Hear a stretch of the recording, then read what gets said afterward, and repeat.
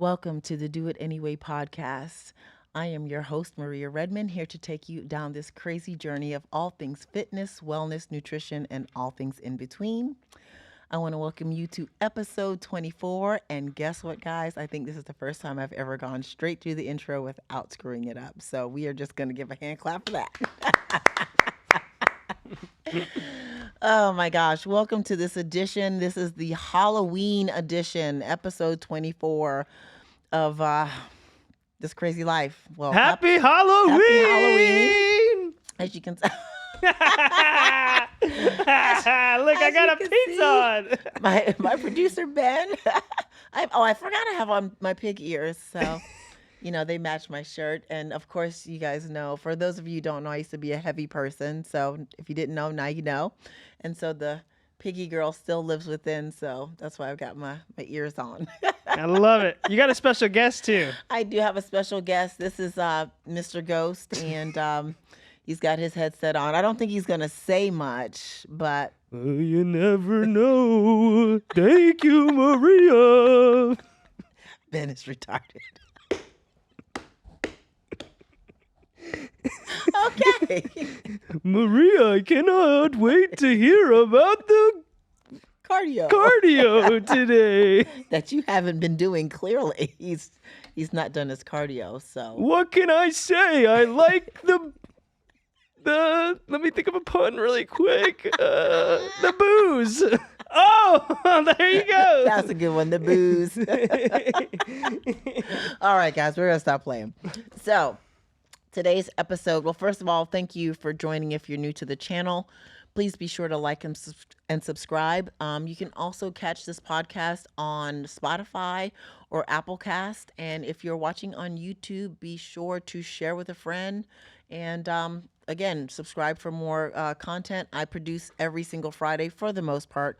I missed last week, so I was one off, but I think it's up already thanks to Ben putting up my last episode really quickly. I really appreciate you. So that being said, let's get into it. Today's episode is on, will cardio help you lose weight? This is, of course, one of the age-old questions that goes along in the fitness industry. And the answer to that question is, it depends. There's a lot of factors that play into weight loss and how you utilize cardio to help you achieve fat loss. And I should not say weight loss. Really, I want to say fat loss because we all know that weight loss and fat loss are two different things. So in order to lose fat and utilizing cardio, you need to understand that cardio is nothing more than a tool. The whole, I guess, toolbox of fat loss, you've got your nutrition, you have your training, you have your cardio, you have supplementation, you have sleep, right? Hydration also goes in there as well. So all of these are tools. And when you're trying to lose fat, you need to start with as least possible amount of tools as possible. And why do we do that? This is what most people do. New Year's come, they say, oh my gosh, I'm going to go on this, weight loss journey. I'm getting ready to get in shape. And they use all of the tools in the toolbox. They start with a nutrition plan that's pretty crazy because they go low calorie.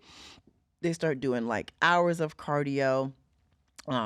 They typically don't sleep better, which is problematic on that type of journey. They may or may not hydrate well, and then they don't know enough about supplementation, so it's hit or miss when it comes to that. But they might throw some in, and so they start out the New Year's resolution with all of the tools in the toolbox, and it works for like 3 weeks, and then one or two things happen, or a combination of the two. The first one is you hit a mental plateau and your brain is just like, I have had enough. I want some bread. I want some chocolate. I want whatever you can give me because you've just done too much. So either that happens or the second happens. You're going really, really well. Everything looks like it's going great. You get to week 4 and then you hit this massive plateau. I mean, your body's not doing anything. And you're like, what's going on? I'm eating well. I'm sleeping right. I'm doing my cardio and my body's going absolutely nowhere. Or you get a combination of the two. Well, What's happened is two things. You did too much too soon, too fast. You cannot do that to the body. It does not like it. It'll only give you a little bit of leeway. Second thing you did was because you dropped your calories so low, even though you're eating, much more nutritious foods, you drop the calories so low, your metabolic rate will drop to match that so that it doesn't die. Your body's a fine tuned computer. It can read all of the information and data that you put in there and discern very quickly what to do with it. So, low calories equals okay, down regulate the body, stop it from moving. We're not burning any fat, we're not doing much of anything. And if this person continues to do these high amounts of cardio, what it will do is say we will sacrifice muscle mass before we sacrifice fat tissue. So you've got to be careful with that. So that takes us into the cardio portion and why it depends. So let's just say that you're using the nutrition, to start in the toolbox, and you've got your calories at a little bit of a deficit so that you can start to lose some body fat. Great. You leave that there. Now we start doing the cardio. So which cardio should you do? Well, you have options. You've got high intensity cardio, you've got, steady state cardio, you have moderate intensity cardio. What I like to propose is this. You need to, first of all, realize what age bracket you're in. Are you male or female? And are your hormones stable?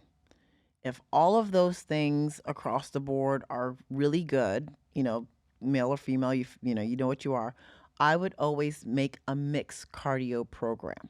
And you have good knees. Your knees and ankles and joints are not bothering you. I would start with a few days of steady state, maybe 20 to 30 minutes to start. Do not go straight to an hour, guys. That is overkill when you're starting a program. If you use the whole hour, what are you going to go to 2 hours when you hit the plateau? That's where it gets crazy. So start off with 20 to 30 minutes of steady state cardio 2 times a week, and then 1 day of moderate intensity cardio is where I'd go with that. You're going to run that for about 2 to 3 weeks and see what the result is. If you're losing a half a pound, between a half a pound to at max 2 pounds every week, everything's great. Keep the ball rolling. If you feel like, you want to add in another day, I would not do that until maybe like week 5 or 6. Start with just, 3 to 4 days at best, 20 to 30 minutes at max, and roll through the 3 different protocols. Steady state, 2 days of steady state and 1 at medium. Now, what is high intensity cardio? This is the next one that you can add to the mix. This is where you're doing a cardio that is between extreme bouts of all out, like you're sprinting like all out as hard as you can sprint, and then you stop. You do that for maybe between 10 and 30 seconds. And when I see people doing HIIT and they're doing the interval for like a whole minute at like all out, ooh, bad idea. But 15 to 30 seconds, and then you're taking like a 2-minute recovery. So you're either lightly walking, or you're, on the elliptical, just kind of piddling away for about 2 minutes, and then you go and you do it again. That's high intensity cardio. You add that in like at week 6 or week 7 of your program, 1-2 days max a week, and spread them away from each other. And also don't put them close to a leg day, because you will not recover well and your body will not burn any fat effectively if you do. And it might give you a week of doing that, but then you'll start feeling the effects week 2, week 3. You'll be very, very fatigued. You will not recover. Your strength will also suffer. So be careful with high intensity cardio. I prefer to use high intensity cardio as like the last minute tool of all tools to kind of just shake the body up. Some people call it body confusion, and that's not really a thing, but really just giving the body a different process to have to say, okay, we need more energy to produce this a max output. So it's going to dig more into fat storages to help you utilize that. So don't put that in again to like week 6, 7, 8. Keep it away from your program as long as you possibly can. When it comes to the steady state cardio and even the moderate cardio, you just want enough activity for your heart rate to kind of get slightly elevated. On the steady state cardio, you don't need to go to the gym theoretically to even do this. There's no rule that says, oh, I have to go to the gym to do cardio. And I think that's another misconception. We get so caught up in feeling like we have to go to the gym to get the cardio done when you can just easily go and take a walk outside. Now, don't make it a meandering walk, really put some gusto. And I don't want to see you speed walking out there like you're going to do the Olympic walking, but get out there and just take a nice walk your dogs, walk with your friends, your significant other. And as long as you're doing that and hitting the threshold of at least between 10,000 and 15,000 steps a day, you'll be surprised how effective that is at fat loss for cardio than all the other modalities. So I would start there first. Again, 20, 30 minutes. And then after a few weeks, assess your progress. And if you want, add an additional day or add a little bit more time. I always prefer to add a little bit more time. So if you're doing 20 minutes, you go to 30. If you're doing 30, you go to 40. And then you're going to run that for another, few weeks, and always keep just assessing your progress. But if you are just going to the gym and you think, well, I'm going to do a bunch of cardio to lose fat, I can guarantee you more than likely the bunch of cardio is going to ruin you. Now, unless you're in a bodybuilding prep, but if you're just general pop lifestyle, that's going to ruin most of your progress. It really won't help you as much as you think it is, because cardio has to be done strategically. What you really want to do is utilize your nutrition and your training to become more effective at the caloric burn. And what do I mean by that? When you are doing a workout and your you're contracting your muscles, you actually burn exponentially more calories doing that than you do if you were doing the cardio. Not to mention, if you're weight training and you're consistent with it, and the more muscle mass you put on, the more calories your body burns at rest. So training on its own is king. So utilize that. Go in there and train really, really hard. And that's what I sometimes I talk about having really good training intensity. That's what I mean by that, because that's where you're going to get more bang from your buck out of your training, muscle building and caloric burn from that alone. Now, again, the cardio you have to add in, but do not, I repeat, do not go crazy with adding in the cardio. So 2 to 3 days, 20 to 30 minutes. Don't put in any high intensity until like week 6, 7, or 8. So that covers that. I want to go into a little bit of the fasted cardio myth, because I know someone's going to say, well, what about fasted cardio? Fasted cardio became so popular because in the bodybuilding space, the bro science had us all doing fasted cardio. It's one of the dumbest things ever. But let me preface and say this. When that became like the biggest thing in the bodybuilding space, there really wasn't a lot of science on, is fasted cardio better than fed cardio? There just wasn't science there. So logically, if you don't eat anything and you go and do cardio, you're going to burn more calories, and hence you don't have any food in you, so you should theoretically burn more fat. And yes, that has some validity to it. But what also happens in that fasted cardio state is a lot of muscle that you earned so hard, you worked so hard for, is also getting burned at the same time. And it's actually being burned first before it gets to the fat storage. So that's where that becomes extremely problematic. I stopped doing fasted cardio years ago, and my physique was 10 times better on stage once I stopped that process, because I was just killing my musculature. And let's just face it, muscle takes a long time to put on. it can take you a full year to put 3 to 4 pounds of pure muscle on. So, and maybe a little bit less if you're a female at that. So, you doing the fasted cardio, I know, ladies, it's mostly the ladies.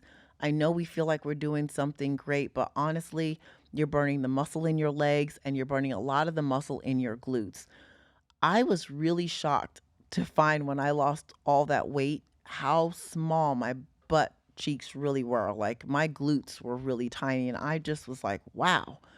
Well, one, I was carrying a lot of fat. I had a lot going on, a lot going on. But but I thought, there was had a little bit, as my daughter would say, had a little cake back there. I didn't even have cake batter. It was bad. It was bad Hey, a news. cupcake is still a cake, baby. Well, it wasn't even cupping. Oh, damn. It was bad. It was bad. It was so horrible. So I want you, but I did so much step mill, on that weight loss journey. I did so much step mill, and I was in such a steep caloric deficit for so long. I mean, I'm glad I had enough muscle just to stand up and move around, in all honesty. So don't make that mistake, ladies. And if let's say you're a person that feels a little bit have an upset stomach in the morning and you just feel like, I just don't really want anything in my stomach to do cardio. I can understand that. Then I would advise that you use this trick. You could either take in 10 to 15 grams of protein powder mixed in water, drink it, and then go do the cardio. Or you can have essential amino acids, not branch chain amino acids, essential amino acids. That's all the 9 amino acids that you need. They're the building blocks of muscle and all the other things in your body. If you drink that while you're doing cardio, and I would actually advise you to have it pre-cardio, and then you can sip on some as you're doing the cardio as well. So 10 grams prior, maybe 5 grams during. That will help you preserve muscle tissue if you're one of those people who just can't eat. But when I look at the science, plenty different scientific reports have shown this now. There is no different in the amount of fat loss between fasted or fed. So for those of us that were getting up and feeling miserable about having to go do cardio, we're starving, we're hungry. I hate to use that word. We were hungry. Guess what? We were doing it all for no reason and actually to the detriment of our physique. So stay away from the fasted cardio. And if you feel like you just don't want to put food in, do 10 grams of protein in a protein powder or the essential amino acids. And that's the best way to kind of get around that. Don't rely also on caloric restriction either to kind of make waves. Because if you keep reducing your calories and doing the cardio, if you're doing just reducing the calories alone, you're going to get to a metabolic point where your body's going to be like, we're done here. So it's got to be an ebb and flow between the two. And so what do I mean by that? Let's say I've got a client and I'm starting them with 2,500 calories and we want to lose 20 to 30 pounds. Well, 2,500 calories is probably their maintenance, right? I know that if I give them 2,500 calories, that their body's not going to gain or lose. They're just going to stay the same. I want them to lose. So the first thing that I do is I will decrease their calories by only 75 calories. That minuscule. That's it. I'm going to give them 3 days of cardio at best. And that's really going to be more so for heart health. It's going to be 20 minutes each time, and it's going to be steady state. And because I want to keep the body nice and calm. I don't want to shock the body. I got to shock my body. That's not really a smart thing to do all the time. You have to know when to implement a shock and when not to. We're just getting started. I just want the body to not freak out and shut off. I want it to stay on. So I put that in play and I watch it for 3 weeks. I don't change anything for 3 weeks. Maybe I change the types of foods, but I do not change the caloric intake and the caloric expenditure or days of cardio. I keep it the same for 3 weeks. Monitor, see where you're at. And then after the end of 3 weeks, the body will always slow down. It gets smarter. It catches on to what you're doing. It will down regulate a little bit. And that's when I say, okay, I have a choice to make here. Do I take from nutrition or do I add cardio? Now, this is where coaches rather differ on this point. And I don't think any person's really wrong.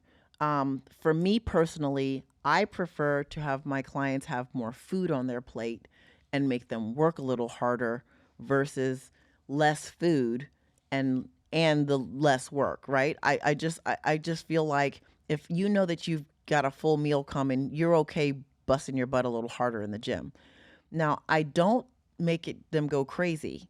I don't adjust the food. We're on week 4. I don't adjust the food. I just add 10 minutes to the existing steady state cardio. You will be surprised what an additional 10 minutes will do, or I'll say I'm adding 1,500 or 2,000 extra steps per day. Walking is the most underutilized form of cardio around, and I do not understand why. You really don't have to be on the step mill all day or the treadmill all day, running or the arc trainer. Now, if you're a bodybuilder or a female or male bodybuilder, you need to disregard some of this because this does not apply to what we're doing for a contest prep. But it does apply to you in your off season. I think this is another mistake that bodybuilders make in their off season. They want to stay lean, and so they'll go and do a whole bunch of cardio because that's what now you're so used to doing every day for weeks on end. You're almost wired to that you have a hard time falling back. You need to fall back, but you do need to utilize some of those different machines like the step mill, etc. But if you're a lifestyle client, just walk on that treadmill, set the incline up, maybe start depending on your height at like a 3.1 up to a 3.6, and that's more than enough to get the heart rate going. And just go duration. Just go with the duration, whatever your coach is telling you to do, 20, 30, 40 minutes. So that's what I'm doing at week 4. And again, I keep it there till week 7. Now, this is at week 7, I notice is where the body gets a little funky.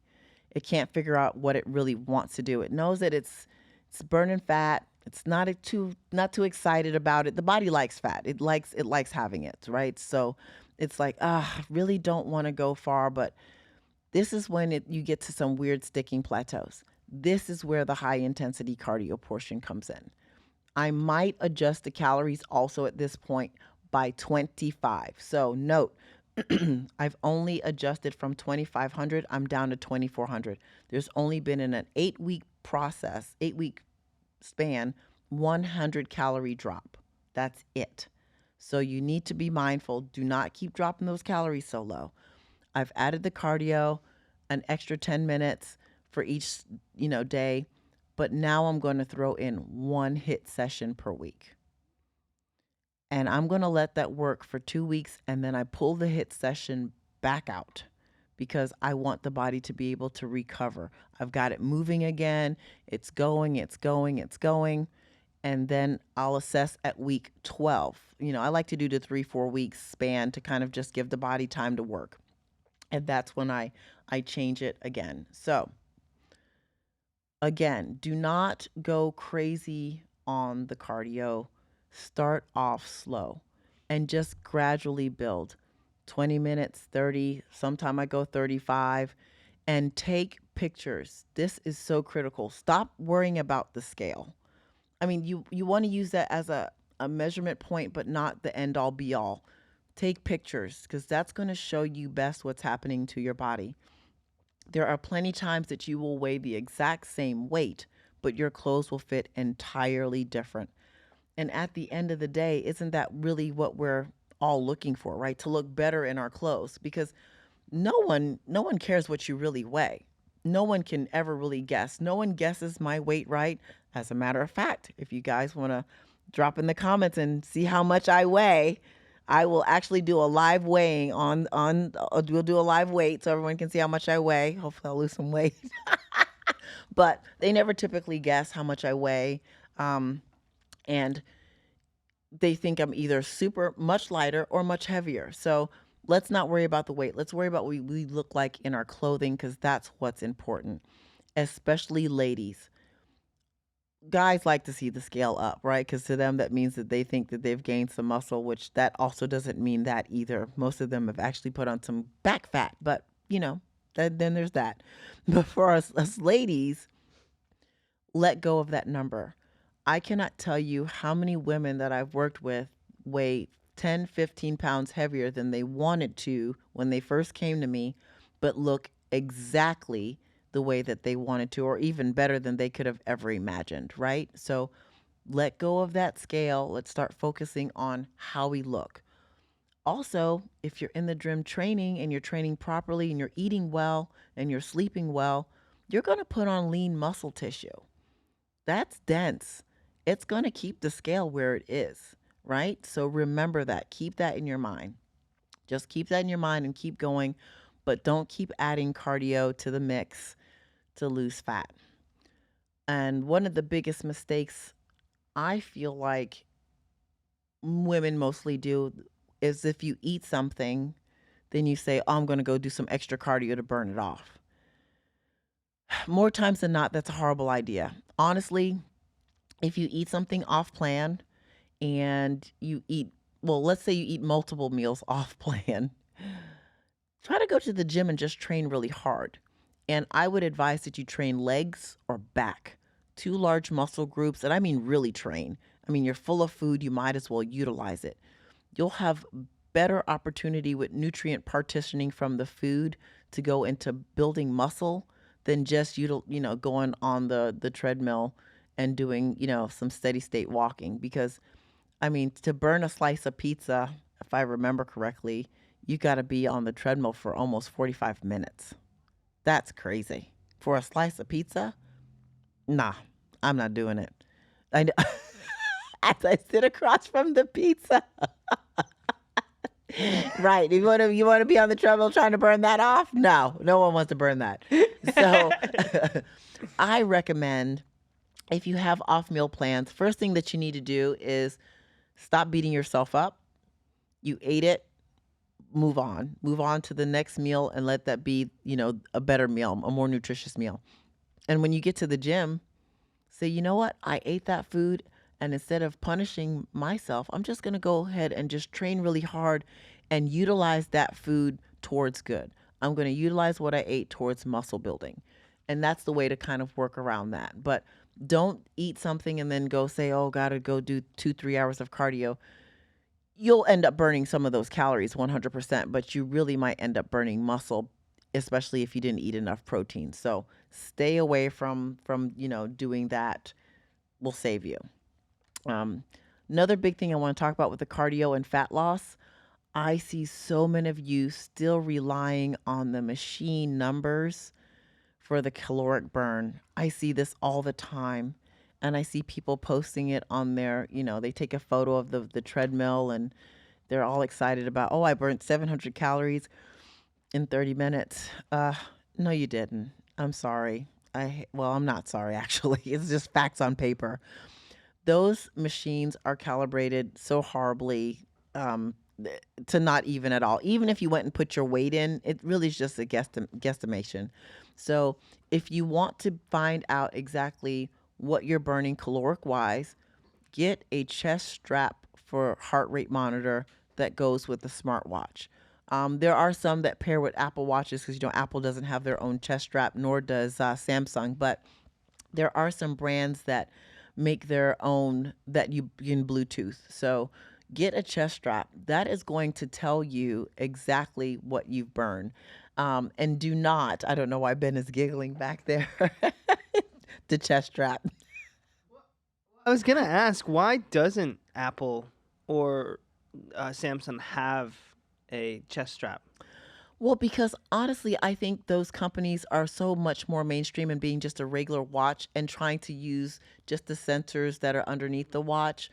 That takes you into a whole sports realm, right? And their watches are not, they're for the everyday person, not really the sports realm. Okay, I guess Which makes sense. That makes sense. It's fine. However, you do have a lot more people now utilizing their watches for their activity and thinking, I've got clients that are looking at their Apple Watch and they're like, whoa, we're killing it today. And I'm like, we just got started. That is not accurate. I'm telling you right now. Well, no, so and it's a serious thing. Like, you're making this point is so, like, I see so many people posting on their stories, oh, I burned this, and then I'm like, wow, they must have been like really pushing it, but right. then in reality, They're not, they're right? not. They're not. The watch is so inaccurate. That's It's these crazy. sensors on the back of the watch. I mean, I've got the top of the line Garmin, and I would never rely on these sensors. I mean, I've done experiments where I've, done a controlled run on the treadmill, same speed with the watch, taken a long recovery, and did the same thing with the chest strap. And I mean, they're not even close. No comparison. No Wow. comparison. Not Okay, even close. that's good. Right. So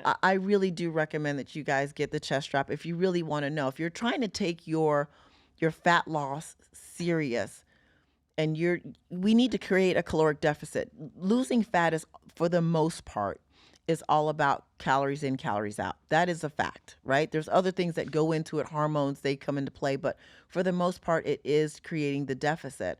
And if you really don't know how much calories you're expending in a workout, how do you know if you're creating the deficit using the workout only, right? So I would say just invest in a chest strap. They're not very expensive. It's well worth it.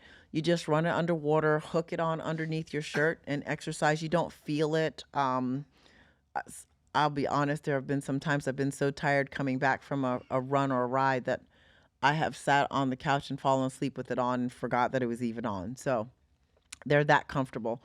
So do that, and you will definitely, understand where your numbers really are. Are you really pushing it? So don't follow the machine. Let go of the machine calories. Those are just not wise. Um, Another thing that I want you guys to focus on when you're doing the cardio is the intensity more so than the time. And what do I mean by that? If I'm on the treadmill for 20 minutes and I'm walking at an incline 1.5 and a speed of 3.0, my heart rate's probably at like 98 beats per minute, right? But if I take the same 20 minutes and I jack the incline up to 8 and the speed to 3.4, now I'm probably hitting like 125, 126, which puts me in a nice fat burning zone. That's different. That's where I'm taking the intensity up. So focus on the intensity more so than the duration. If you can stay on it for a minimal amount of time without going crazy, because then you don't want to start getting into, high intensity cardio, right? So what's going to give you the most bang for your buck in that time slot is the intensity. So find that happy median. Jack up the intensity so you can get the most out of the 20 minutes, 30 minutes, however long you're on there, but do not worry about so much the duration until you need to start adding time. Next thing is, don't ignore your body and recognizing when you need rest days. This goes for training and this goes for cardio. Cardio can really, really be very, very difficult on the body. This is why I kind of like to prescribe walking more so than anything else. Again, unless I have someone in a prep, I'll put them on the step mill, but a lot of step mill will hurt the hips. A lot of step mill can hurt the knees. So do your treadmill, do your elliptical. You'll find that those are extremely comfortable. You can do a lot of it. It's more so the elliptical than anything else. But if you're doing the elliptical, work the arm portions of the elliptical so you're getting a full body out of it. Don't just, hold on and kind of meander on there, but really, really work it. I also love to give the bike, whether it's the recumbent bike or a cycling bike, both are very good options to use, which help keep the joints easy on the joints. So utilize those modalities as well if you're going to be going to the gym. But again, you can just always go outside and take a walk and reconnect with nature. You can get some vitamin D from the sun. So just going outside to do that cardio provides a whole host of benefits, and saves you time because you don't have to drive anywhere. So don't skimp out on just saying, you know what, I'll just go outside and do my cardio outside and take a walk today. We're getting into the, fall time here. So weather's nice and you can utilize it. So do that. And just remember, last but not least, you don't want to be like him. Do your cardio. It's from all the booze. No, definitely. Do the cardio, but remember, it depends on if it will help you lose fat or not, on how you set up your program. Start with your nutrition, then target your training, then target the cardio. Make sure you're getting proper sleep and proper hydration. And if you put that all together, I guarantee you will start to lose fat. Now, if you feel like you're stuck, reach out to me. This is what I do, or reach out to another coach that really understands and knows the science of fat loss. Don't just buy these plans offline that you see people with the makeup made up AI. Now they're using AI for before and afters, and it's getting crazy out here. But be careful whom you pick. And remember, just don't start the calories so low. I think you'll be in good shape. But reach out to me if you need help. And with that, we're going to close off this episode 24 of the Do It Anyway podcast. And be sure to check it out on YouTube, Spotify, and Applecast. And if you watch it on YouTube, be sure to like, subscribe, and save. And I appreciate you guys. I will see you all next week. Peace.